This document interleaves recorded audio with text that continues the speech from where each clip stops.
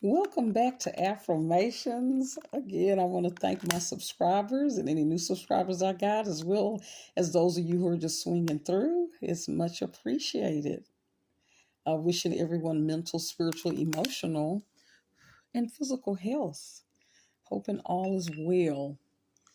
For those of you who are new, always start off with our saying, death and life is in the power of the tongue, and they that love it shall eat the fruit thereof. Have you been feeding yourself fresh or rotten fruit? Hoping that it's fresh. Always wanting to mind the self-talk that we do, as well as what we speak, as well as what we speak about others. It's okay to vent, but if we're being malicious, aligned on others, sometimes they can activate reap what you sow, and we don't want that. Let's see. So, for those of you that are new, each week we pull from the DPT deck for clients and therapists, 101 mindful practices to manage distress, regulate emotions, and build better relationships. This again, we use this in order for the healing of our people, the descendants of the slaves. Okay, that's what we're tackling. Also, too, another deck that we used to use is called the self therapy card deck, an excellent deck as well. Helps us to be able to pick topics to discuss in order to kind of focus on the healing again for our people. And always encouraging us to get the book Post Traumatic Slave Syndrome by America's Legacy of Enduring Injury and Healing by Dr. Joy DeGury. Again, important for us to understand. We know about post-traumatic stress disorder, but not post-traumatic slave syndrome. That is specific to our people. Okay, so definitely encouraging people to get that. Okay, and with that, let's see, each week we pull the stones, and I'll randomly decide and figure out which deck we're going to speak from today. Okay, hoping all is well. You know, it's been interesting. We were talking about the hurricane and on a previous video, and just lately it seems like a lot of what do you call them? Kind of mishaps, but little glitches or stressful situations back to back, right? Very interesting, so something called distress tolerance. I want you all to look that up. Distress, the word tolerance. Again, how do we deal with distress, right? How do we tolerate stressful situations, right? Especially when they're back to back, okay? Let's see, faith. We got faith. And faith is the red deck, okay? And so we're going to speak from that deck this week. Let's see. Let's see what we get on the red deck. Yeah. Do you feel like you have faith? Or do you feel like you're losing faith? Yeah. Put in the comment section. What do you have faith in? Do you feel like how's your faith affected when we kind of dealing with back-to-back kind of stressful situations, right? And it's not like it's just one of us. It seems like no one's escaping this thing. It's either, if it's not dealing with the economy or the weather, illnesses. It's just a lot. It's a lot going on in the world, So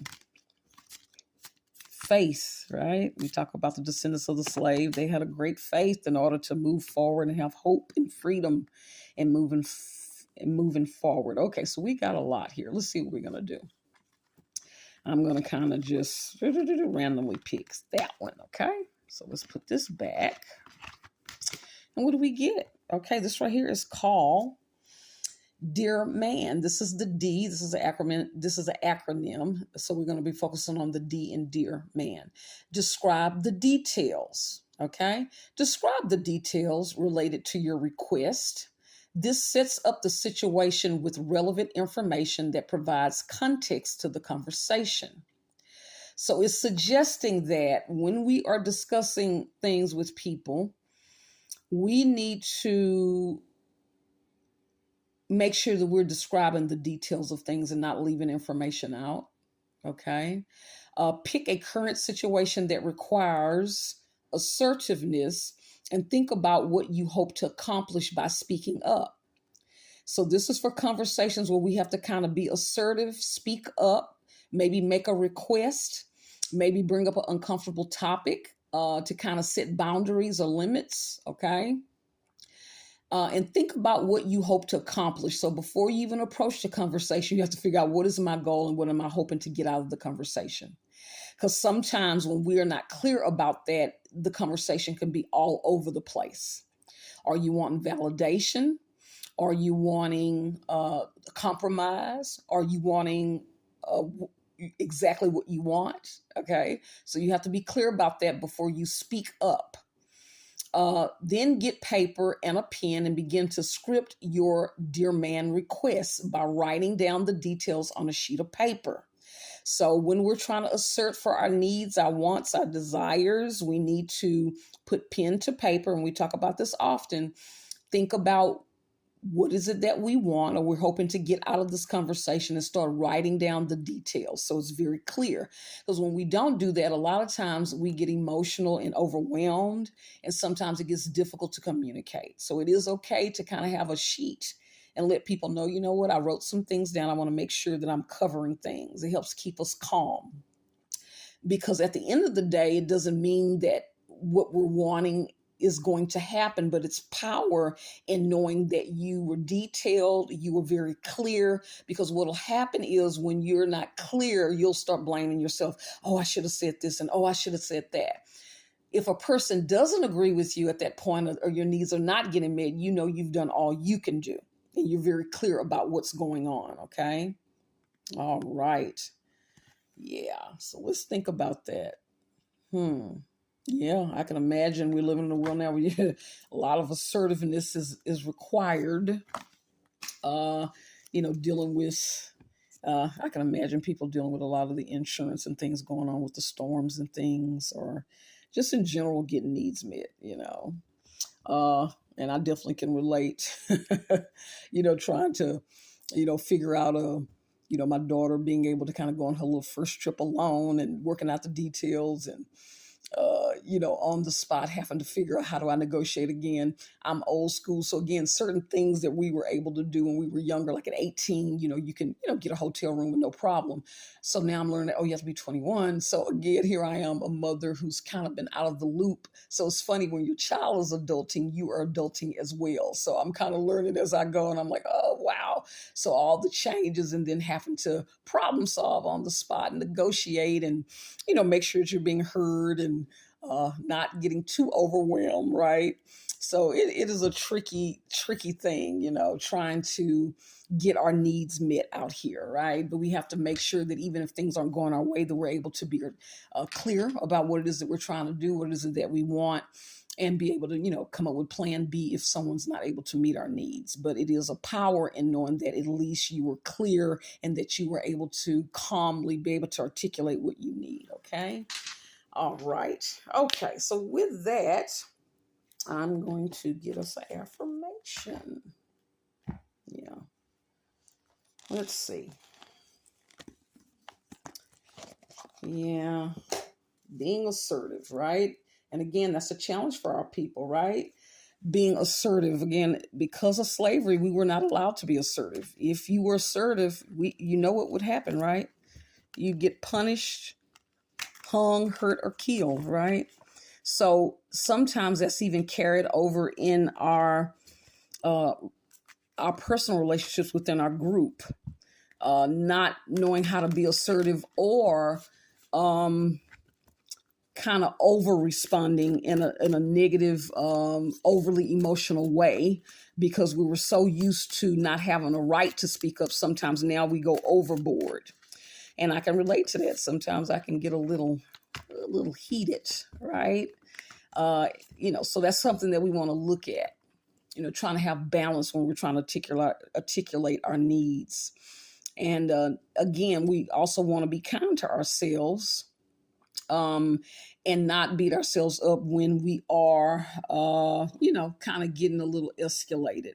Understanding that it takes practice, understanding that there's a lot of trauma. And we talked about trauma DNA, a lot of things being passed down where we're kind of wired in a way to where we're, there's been distress. And so sometimes we may over respond. Okay.